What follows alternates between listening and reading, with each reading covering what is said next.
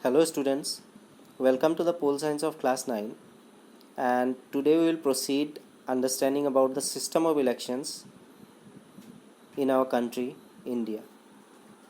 Before this, we have discussed about important topics like elections, then why elections are necessary, then regarding what are the conditions that makes elections democratic in nature, we have discussed 5 points. Then we have read about both the points like negative and positive about why is it good to have political competition, both the negative and positive aspect.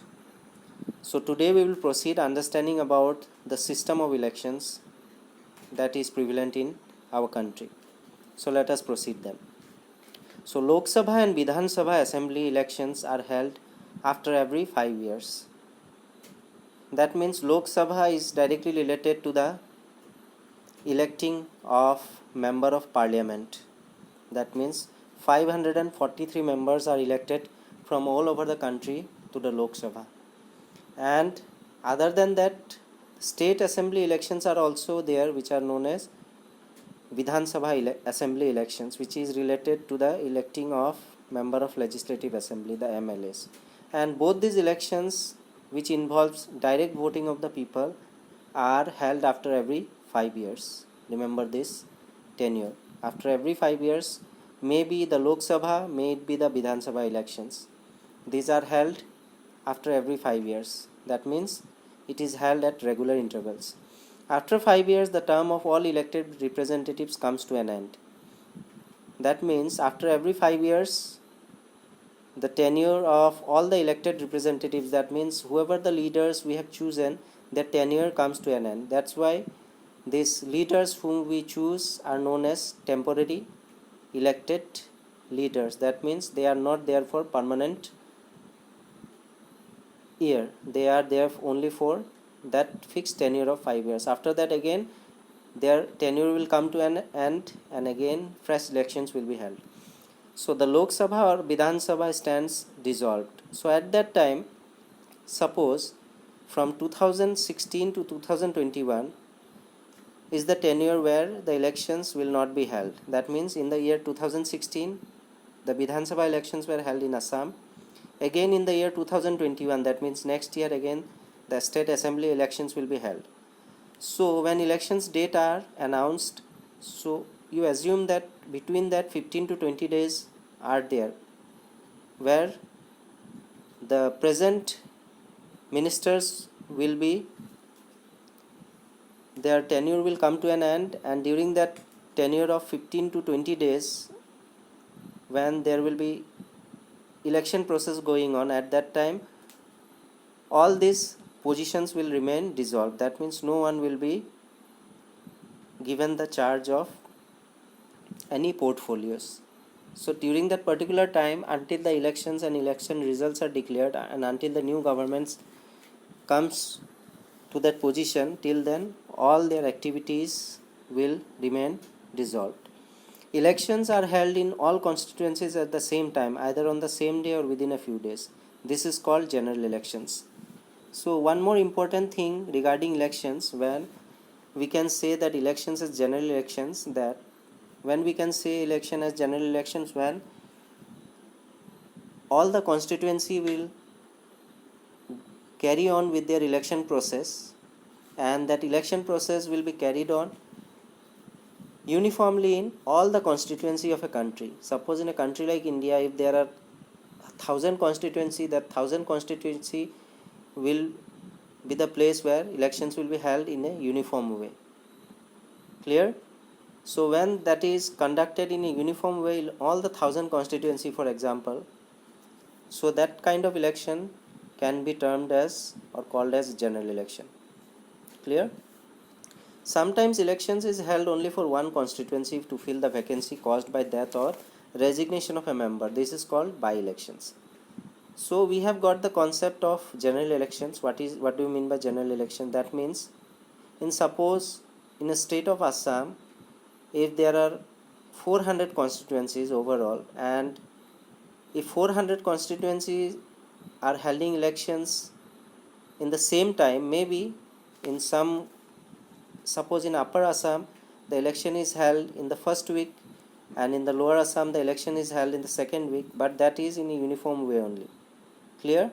So when elections of all constituency are held in the same time, that is known as general election.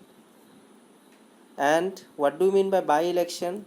If election is held in a particular constituency, suppose in a particular constituency of Jorhat, if suddenly a minister dies or he or she resigns from that particular post, so at that time only that particular constituency will hold election. Regarding what is the reason for holding the elections? Because the member has either died, expired, or he or she has resigned from that post.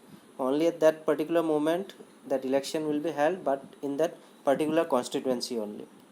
And that process is known as what? By-election. So remember both this point regarding the general elections concept and the by-elections concept. Now coming to the next part, that is electoral constituencies. So in our country we follow an area based system of representation. The country is divided into different areas for purposes of elections. These areas are called electoral constituencies. The voters who lived in an area elect one representative. Clear? So when we talk about the electoral constituencies, these electoral constituencies are what? It is an area based system of representation. Suppose in a particular place of Jorhat there may be different constituencies where candidate will contest elections. Clear? So the particular constituency will be given the permission to hold elections, and the people living in that particular constituency, suppose that particular constituency has a population of 50,000 people, and out of 50,000 people the eligible voters list are 30,000 in number. So for that particular constituency only those 30,000 people who are the resident of that particular area will have the right to vote and will have the right to choose their own leader from that particular constituencies. Clear? So the voters who live in an area elect one representative from that particular constituency. So this electoral constituency may be said as the particular area where the candidates will contest election and where the people living in that particular constituency will only have the right to vote and choose the elected participants or the contestant whosoever is contesting in an elections. So this electoral constituency may be large in number depending on the area. These are being divided by the Election Commission of India according to the population of that particular constituency. Clear?